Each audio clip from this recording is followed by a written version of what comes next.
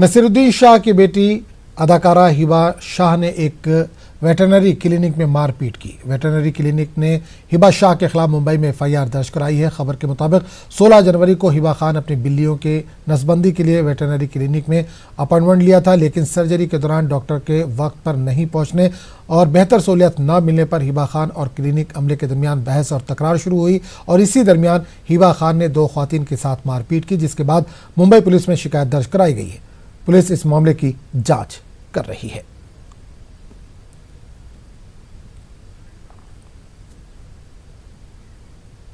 एक बार फिर न्यूज 18 की खबर का असर देखने को मिला है। पटना के जेडी विमेंस कॉलेज में मुतनाज़ ड्रेस कोड यानी बुर्के पर पाबंदी को कॉलेज इंतजामिया ने वापस ले लिया है। अब तालिबात बुर्का या हिजाब पहनकर कॉलेज आ सकती है। इससे पहले कॉलेज ने तालिबात पर हिजाब या बुर्का पहनकर आने पर पाबंदी आयद की थी। जेडी कॉलेज पटना में 2 दिनों से ये सर्कुलर गश्त कर रहा था, जिसके मुताबिक शनिचर को छोड़कर बाकी दिन तालिबात को कॉलेज के ड्रेस कोड पर अमल करना था। सर्कुलर के मुताबिक कॉलेज के अहाते और क्लासरूम में अगर कोई तालिबा बुर्का या निकाब पहनकर आती है तो इन पर 250 रुपये जुर्माना आयद किया जाएगा, जिसे कॉलेज ने वापस ले लिया है।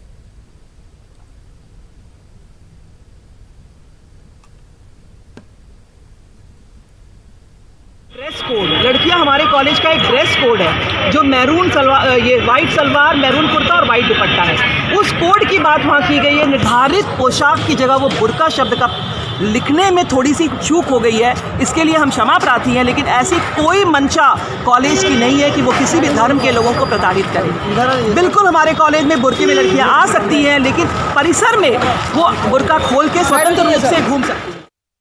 उस नोटिस में लिखा हुआ है कि हम लोग यहाँ नकाब पहन कर नहीं आ सकते, मैम क्लास अटेंड नहीं करने देंगी हम लोगों को क्लास में, और हम लोग अगर कैंपस में और ये मोबाइल यूज़ करते हैं तो हम लोग को 1000 देना पड़ेगा। हाँ, तो कुछ और मतलब घर का ड्रेस में, हाँ, सैटरडे के अलावा अगर किसी और हाँ, पहन कर आप क्लास, हाँ, उसके लिए बोला गया है। सिर्फ हम लोग को सैटरडे के दिन ही अलाउ है कि आप लोग मतलब अपने घर के ड्रेस में आ सकती है। नहीं है, अगर डेली हम लोग को यूनिफॉर्म में आना है तो इससे हम लोग को कोई प्रॉब्लम नहीं है। जहाँ तक नकाब पहनने की बात है तो उससे हमको प्रॉब्लम है। अगर हम क्लास में नकाब पहन का फेस तो हम ओपन रख रहे हैं ना, अगर हम नकाब पहन भी रहे हैं तो वो हमारा ड्रेसिंग सेंस है। ये हमारे मजहब में है कि बुर्का पहनना ही पहनना है, तो हम इसके मतलब इसका ये नहीं कर सकते, हम पहन के आएंगे ही आएंगे, क्योंकि अंदर यूनिफॉर्म रहता है। क्लास में जा रहे हैं तो हमको अगर ऐसा कुछ है तो हम पढ़ने से पहले ही बाहर उतार दें, और मैम अगर मना करती नहीं तो पढ़ाई के बीच में बोलती है कि जाओ तुम क्लास से बाहर बुर्का उतार के, ये तो गलत बात है। अब बैठ गए तो बैठ गए, पढ़ने के बाद नेक्स्ट क्लास में उतार लेंगे, ये तो गलत बात है कि अब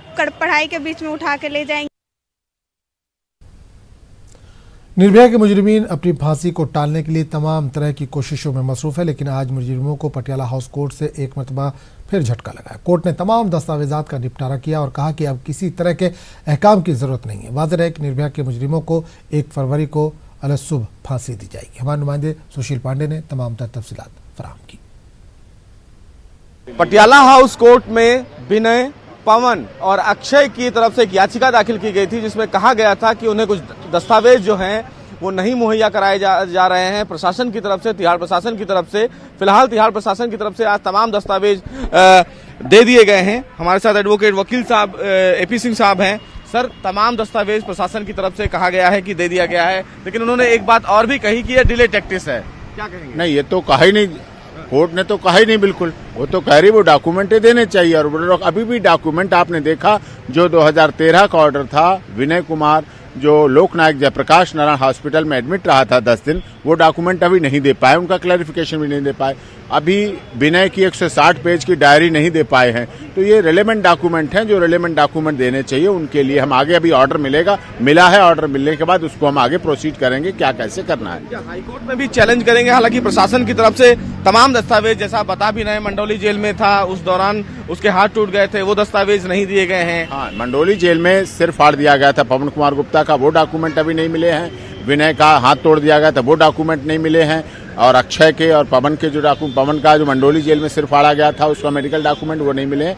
वो हमें जैसे डॉक्यूमेंट, पेंटिंग्स और कुछ डायरी भी दी गई है विनय की तरफ से, जो जेल में रहते हुए उन्होंने दिया है, जिसमें उसने अपने दादा की तस्वीर बनाई है, स्वच्छ भारत की तस्वीर बनाई है। मोदी जी का जो मिशन है स्वच्छता वाला भारत, स्वच्छ भारत की बनाई है पेंटिंग और दादाजी की पेंटिंग बनाई है, वो सारी इंपॉर्टेंट पेंटिंग है। वो बहुत अच्छी पेंटिंग करता है जेल में। उसने 2012 से 20 तक बहुत पेंटिंग की, जो तिहाड़ जेल हाट में भी लगी है उसकी पेंटिंग और कीमत पे बिकी भी है। वो भी सारा आगे प्रोसीड है। फिलहाल आपको नहीं मिले हैं, क्या उस दस्तावेज के लिए आप इस ऑर्डर को हाईकोर्ट में चैलेंज करेंगे? मैं ऑर्डर पढ़ूंगा, ऑर्डर पढ़ने के बाद मैं विनय से, अक्षय से, पवन से लीगल मुलाकात करूंगा और लीगल मुलाकात के बाद जैसा वो बताएंगे कि जो कागज रह गए, अगर जो नहीं मिले हैं तो अगर मुझे यहाँ से नहीं मिल पा रहे हैं जैसा कि हुआ, एप्लीकेशन डिस्पोज ऑफ हो गई तो हम उसको आगे प्रोसीड करेंगे। बार बार नहीं लग रहा है कि ये एक डिले टैक्टिक्स है कि इस मामले को लंबा खींचा जाए? आप देख नहीं रहते जेल से कितने कागज आज निकल के आए, जो आज निकल के आए उतने दिन से क्यों नहीं निकल के आ रहे? अगर मैं कोर्ट नहीं आता तो वो कागज आज भी नहीं निकल आते। यही मैं मांग रहा था लगातार, तो कागज मिलने चाहिए थे। तो फिलहाल इस पूरे मामले में ये एक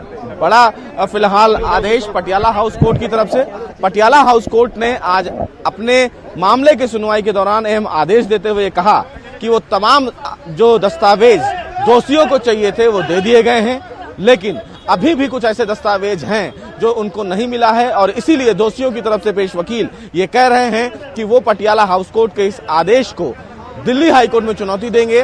लेकिन जिस तरह इस पूरे मामले में याचिकाएं दाखिल की गई हैं, उन याचिकाओं के मुताबिक कहा यही जाता है कि ये इस पूरे मामले को और लंबा खींचे जाने का एक कानूनी टैक्टिस जरूर है। कैमरामैन प्रहलाद के साथ सुशील पांडे, न्यूज़ 18 दिल्ली। दिल्ली असेंबली इंतखाबात में कांग्रेस की सुस्त रवि से चल रही तशहीरी मुहिम पर कांग्रेस के सीनियर लीडर संदीप दीक्षित ने कहा कि कांग्रेस के पास बीजेपी और आम आदमी की तरह तशहीर करने के लिए पैसे नहीं। हमारी नुमाइंदा रंजीता ने इनसे खास बातचीत की। कांग्रेस वरिष्ठ नेता संदीप दीक्षित हमारे साथ है बात करने के लिए। संदीप जी, दिल्ली का चुनाव है, प्रचार भी अपनी चरम पर है, लेकिन सवाल बार बार कांग्रेस से यही पूछा जाता है कि कांग्रेस आम आदमी पार्टी और बीजेपी के सामने इतनी सुस्त क्यों दिखाई देती है? कहीं से भी कोई प्रचार वाला माहौल कांग्रेस की तरफ से नहीं दिख रहा है। देखिए, प्रचार दो स्तर पर होता है। एक होता है धन संपत्ति से और साधनों से, इश्तहारों में, टीवी एड्स में और इसमें।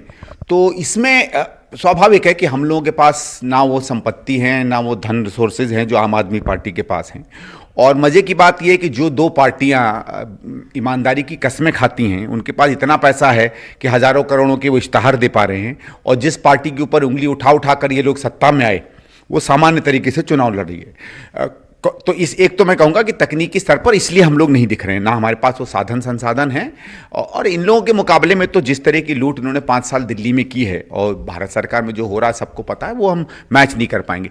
लेकिन ज़मीनी स्तर पर जहाँ हमारे कार्यकर्ताओं को, लोगों को बीच में जाके अपनी बात कहने की बात है, इन सब के ये जो एक कहते हैं ढोंगी विकास के इश्तहारों के बावजूद भी हमारे कार्यकर्ता जो सड़क पर अपनी बात रख रहे हैं, उसका आप असर देखेंगे चुनाव में। कपिल मिश्रा जो है, उनके बयान को किस तरह से देखते हैं? लगातार वो इस तरह के बयान दे रहे हैं, कह रहे हैं कि 8 को चुनाव होगा, वो हिंदुस्तान और पाकिस्तान में आपको फैसला लेना है। हालांकि उनके ऊपर FIR भी हुई है। किस तरह का बयान है? देखिए, ये सिर्फ बीजेपी नहीं, दोनों बीजेपी और आम आदमी दिल्ली में एक बिल्कुल सांप्रदायिक तरीके से चुनाव लड़ रहे हैं, और मैं आपको कारण बताऊंगा। भारतीय जनता पार्टी को दिख रहा है कि क्योंकि उसका जिस तरह से उसका MCD में परफॉर्मेंस रहा, बिना नेता के वो है, उसका कोई मैसेज नहीं है दिल्ली में, ना वो कोई मैनिफेस्टो दे पाई है, ना वो कोई दृष्टि दे पाई है दिल्ली के लिए, तो दिल्ली में उसका सुपड़ा तो साफ हो रहा है, इसमें बात साफ है। तो इसलिए इन लोगों के लिए बुरा ना है कि सांप्रदायिक माहौल कर दो, और पाकिस्तान का तो इस्तेमाल करते हैं सांप्रदायिक करने के लिए। पाकिस्तान का दिल्ली से, किसी और से, हिंदुस्तान के किसी भी समुदाय के लोगों से क्या लेना देना है, आज तक कोई नहीं स्थापित कर पाया, लेकिन उस बात को करने का तो एक तो ये चाह रहे हैं कि अगर सांप्रदायिक माहौल बन जाए तो उसमें कुछ हमारी सीटें आ जाएंगी। दूसरी तरफ आप आम आदमी पार्टी को भी देखिए, जो पार्टी हमेशा कहती थी कि मुद्दों पे हम सड़क पर आ जाएंगे, जिसने अपनी सत्ता के लिए, अपने लालच के लिए 7 दिन की 8 दिन का एक भूख हड़ताल कर दी LG के घर में, बल्कि LG के घर को तमाशा बना दिया, वो पार्टी आज जो CAA का मुद्दा है या जो NRC NPR का मुद्दा, उसमें बिल्कुल गायब दिख रही है, क्योंकि वो भी सांप्रदायिक है। वो किसी भी, चाहे माइनॉरिटी हो चाहे मेजॉरिटी हो, उनकी हित की बात वहां तक करेगी जहां तक मूल चीजों की बात नहीं आती है। जहां तक ठीक है, बिजली, पानी, सड़क, ये तो सबके लिए होता है, लेकिन जो नागरिकताओं के सवाल हैं, पहचान के सवाल हैं, हकों के सवाल हैं, अधिकारों के सवाल हैं, उसमें अगर आम आदमी पार्टी को लगता है कि हमें स्टैंड लेना पड़े, तो बिल्कुल नहीं लेती है। तो मेरे हिसाब से चाहे कोई पाकिस्तान बोल रहा हो, चाहे कोई मुद्दों में सड़क पे ना आ रहा हो, दोनों सांप्रदायिक राजनीति दिल्ली में कर रहे हैं। महाराष्ट्र से जुड़ा हुआ एक सवाल है, भीमा कोरेगांव वाले मामले पर अब SIT जांच करेगी इस पूरे मामले की। देखिए, ये बिल्कुल गलत निर्णय है भारत सरकार का, और ये इसलिए है क्योंकि वो घबराई हुई है। मुझे जहां तक मालूम है इन्होंने शायद एसआईटी अनाउंस की थी महाराष्ट्र सरकार ने, और वो स्थानीय चीज़ है, वहां के लॉ एंड ऑर्डर का इशू है। पुरानी सरकार ने भी उसी लेवल पर उसको स्थापित किया था और उस पर इन्वेस्टिगेशन चल रही थी। लेकिन क्योंकि बीजेपी ने भीमा कोरेगांव के कुछ विषयों को सांप्रदायिक बनाकर उसको राजनीतिक मुद्दा बनाकर भजाने की कोशिश की थी, इसलिए आज वो घबरा गए कि अगर वहां एसआईटी या कुछ होती है तो। क्योंकि अगर सही में इसमें एनआईए का मुद्दा होता तो जब देवेंद्र फडणवीस मुख्यमंत्री थे तब क्यों नहीं एनआईए डाली भाई? ये तो आज नहीं, जहां तक मुझे याद है 2-1 साल पहले की बात है। तो 2 साल से आप क्या कर रहे थे भाई? 2 साल से आपको पता नहीं चला कि ये एनआईए का मुद्दा है? तो ये भारत सरकार ने बिल्कुल गलत, बिल्कुल इलीगल काम किया है, अनकॉन्स्टिट्यूशनल काम किया है। ये कोशिश कर रहे हैं कि किसी न किसी कानून के द्वारा राज्य सरकारों के अधिकार क्षेत्र में भी घुसें, और ये भारत की जो संघीय ढांचा है उसके लिए बहुत खतरनाक होगा। इस वक्त बड़ी खबर आ रही है जम्मू कश्मीर से। लश्कर के 7 और ग्राउंड वर्कर गिरफ्तार। बांडीपुरा हाजिन के एसके बाला इलाके में हुई एक गिरफ्तारी। फौज के 12 आरआर और बांडीपुरा पुलिस की मुश्तरका कार्रवाई। मुहासरा और तलाशी मुहिम के दौरान हुई है ये गिरफ्तारियां। 2 पिस्तौल, 10 AK-47 की मैगजीन और दीगर असलहा भी बरामद हुआ है। तो आपको एक बार फिर बता दें, खबर जम्मू कश्मीर से इस वक्त आ रही है। लश्कर के 7 और ग्राउंड वर्कर को गिरफ्तार किया गया है। बांडीपुरा हाजिर के एसके बाला इलाके में ये गिरफ्तारी हुई है। फौज के 12 आरआर और बांडीपुरा पुलिस की मुश्तरका कार्रवाई में ये गिरफ्तारियां हुई हैं। मुहासरा और तलाशी मुहिम के दौरान ये गिरफ्तारियां हुई हैं। 2 पिस्तौल, 10 AK-47 की मैगजीन और दीगर असलहे भी बरामद किए गए हैं।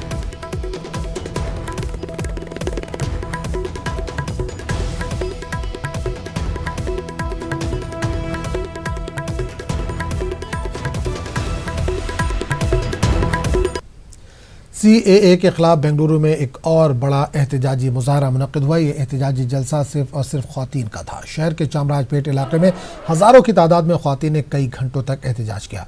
इलेक्ट्रिक मोमबत्तियां जलाकर ख्वातीन ने अपने गम और गुस्से का इजहार किया। चामराजपेट के MLA ज़बीर अहमद खान की वालदा सोगरा खानम की सदारत में ये एहतजाजी जलसा मुनक्किद हुआ। ईदगाह जदीद में हुए इस एहतजाज में हिंदू, मुस्लिम, सिख और ईसाई आपस में है भाई भाई का मंजर भी दिखाई दिया। हमारे नुमाइंदे ने इस एहतजाजी जुलूस का, एहतजाजी धरने का जायजा लिया। रियासत कर्नाटक के दारुल हुकूमत बेंगलुरु में CAA के खिलाफ हर दिन एहतजाजी मुजाहरे हो रहे हैं। आज सबसे बड़ा एहतजाजी मुजाहरा शहर के चामराजपेट इलाके में हुआ है। दिलचस्प बात यह है कि ये सबसे बड़ा एहतजाजी मुजाहरा ख़वातीन का है। हज़ारों की तादाद में ख़वातीन ने इस एहतजाज में हिस्सा लिया है। फरमाइए मैडम, क्या कह रही हैं आप? जो भी काम हो रहा है, मोदी जी हमेशा जो भी काम किए हैं वो बहुत गलत है। वो NRC वापस लेना, जब तक उन्हें वापस नहीं लेते इंसान को तकलीफ़ देने के लिए वो सब कर रहे हैं। वो लोग सब लोग कर रहे हैं। वो उसमें कुछ भी कामयाबी नहीं मिलती उनको, अमित शाह को भी नहीं मिलती, मोदी जी को भी नहीं मिलती। जो काम करना है पहले गरीब का भला करने का सोचो, बोलो उनको।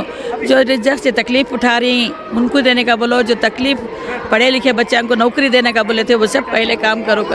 NRC का भी ये सब काम करके सब गलत काम कर रहा है। जब तक उन्होंने ये सब काम नहीं करते, जब तक उन्होंने कामयाब होते नहीं, हमें जब ये बात से हटते भी नहीं पीछे।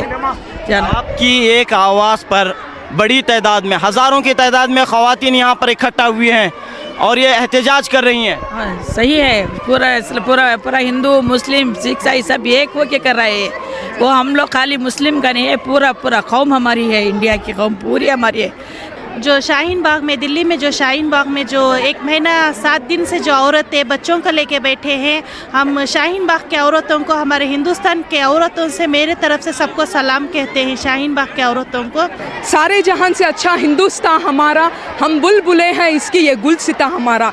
जब हमारा हिंदुस्तान इतना अच्छा है, मेरा सवाल मोदी शाह को है कि आप कौन होते हैं हमको हिंदुस्तान से निकालने वाले? जब 500 साल पुरानी बाबरी मस्जिद के डॉक्यूमेंट्स ने हम आपको पेश किया तो आपने रिजेक्ट कर दिया। तो आप लोग हमें क्या गारंटी देते हैं कि 50 साल पुराने अगर हम डॉक्यूमेंट्स पेश करेंगे तो आप लोग हमें हिंदुस्तानी साबित करेंगे? ये आप लोग सब आपका ड्रामेबाज है। इतने रोज से आप ये जो NRC, NPR और CAA क्यों लेके आए? हिंदू मुसलमान को लड़ाने के लिए लेके आए। मगर मोदी शाह आपकी प्लानिंग पूरी गलत हो चुकी है। क्यों बोले तो अब हिंदू मुसलमान भाई भाई हो चुके हैं। अब हम लोग एक हैं। ये आप जो आवाम को देख रहे हैं, ये सिर्फ मुसलमान की आवाज़ नहीं है। यहाँ जो हर एक जो आंखों है वो हर एक आवाज़ के लिए वो आवाज़ उठा रही है। किसके वास्ते? हम लोग CAA को रिजेक्ट करते हैं, हम लोग NPR को रिजेक्ट करते हैं और हम NRC को रिजेक्ट करते हैं। तो हम लोग एहतजाज और विग्रेसली करना चाहते हैं और आप देख सकते हैं यहाँ पे बहुत सारी औरतें अपना घर छोड़ के अपने बच्चों को लेके शाहीन बाग को रिक्रिएट करना चाहते हैं हम बेंगलोर में। जैसे फ़िलहाल अभी फ्रेजर टाउन में भी ये एहतजाज हो रहा है, हम वहाँ भी जाएंगे, हम एहतजाज और ज़्यादा करेंगे क्योंकि हमें CAA, NRC और NPR नहीं चाहिए। हम संविधान को बचाना चाहते हैं, हमको ये नए रूल्स और रेगुलेशंस, नए लॉज नहीं चाहिए। जैसे 70 सालों से चल रहा था, हमें वैसा ही इंडिया चाहिए, वैसा ही भारत चाहिए। हम मिलकर रहना चाहते हैं, हमें डिवाइड एंड रूल पॉलिसी नहीं चाहिए। CAA से क्या नुकसान है? CAA से नुकसान यही है कि सब यहाँ पे डिवाइड हो रहे हैं, डिवाइड एंड रूल नहीं चलेगा यहाँ पे। हम मुसलमान, हिंदू, हर बच्चा, हर बूढ़ा सब एक हैं। यहाँ पे डिवाइड एंड रूल नहीं चलेगा। मोदी जी ये आप अपने तक ही रखें। RSS हैं, RSS के सीमित ही रखें, यहाँ तक के ना लेके आएँ, क्योंकि हम हार नहीं मानने वाले, हम फाइट करने वाले हैं। रोड पे आके ये बताना पड़ रहा है हमारे MP साहब को कि उन्होंने गलत फैसला किया है। हम इसे मानने के लिए तैयार नहीं हैं। इसलिए आज हम सब यहाँ जमा होकर, देखिए यहाँ सिख भी हैं, ईसाई भी हैं, हिंदू भी हैं, मुस्लिम भी हैं, तमाम ख़वातीन आ चुके हैं, पूरे रोड पे आ चुके हैं। तो मोदी जी आप क्या करेंगे, कहाँ तक लेके जाएंगे आप? ये आज हिंदुस्तान के अंदर जगह जगह आंदोलन शुरू हो चुका है, तमाम ख़वातीन घर से बाहर निकल चुकी हैं। आप कहाँ तक लेके जाके आखिर क्या करना चाहेंगे आप? फरमाइए मैडम, यहाँ पर जो भी ख़वातीन आई हैं, क्या वो अपनी मर्ज़ी से आई हैं? हाँ, सब अपनी मर्ज़ी से आए हैं। ऐसा वक्त बना दिया है मोदी सरकार ने कि ख़ुद से जमा होने का वक्त, जो बाहर एक थोड़ा सामान लेने के भी बाहर नहीं निकलती, ये सारे अपने जोश के साथ बाहर आई हैं। जब इंस्टेंट ट्रिपल तलाक का फैसला आया था तो हमने ना चाहते हुए भी उस फैसले को मान लिया था, क्योंकि हमारे जो उलमा लोग थे उन्होंने हम लोगों को तसल्ली दी थी कि इसका कुछ नहीं तो कुछ हल वो निकालेंगे। मगर इसके बाद ये हो गया कि मोदी सरकार को लगा कि इंस्टेंट ट्रिपल तलाक का मैंने मुद्दा उठाया, ये चुप से सुन के लिए ले ली है मुस्लिम ख़वातीन। बाबरी मस्जिद के फैसले को भी चुप से उन लोगों ने सुन के लिया। तो चलो क्यों ना इनके जो हमारे बुनियादी हक़ है, जो हम लोग यहाँ रहना चाहते हैं, इसके ऊपर भी हल्ला वो बोल दिए, तो ये हम इसके लिए तो हम खामोश नहीं रहेंगे। यहाँ पर सुगरा खानम की सदारत में चामराजपेट में सबसे बड़ा एहतजाजी मुजाहरा मुनक़द हुआ है। हज़ारों की तादाद में ख़वातीन हिस्सा लिए हुए हैं और एक आवाज़ में NRC, CAA और NPR की मुखालिफत कर रही हैं, मज़म्मत कर रही हैं। और जब तक ये कानून वापस नहीं लिया जाता तब तक इस एहतजाज को जारी रखने की बात बेंगलुरु की ख़वातीन कर रही हैं। कैमरामैन महेश के साथ रऊफ़ अहमद, न्यूज़ 18 उर्दू, बेंगलुरु।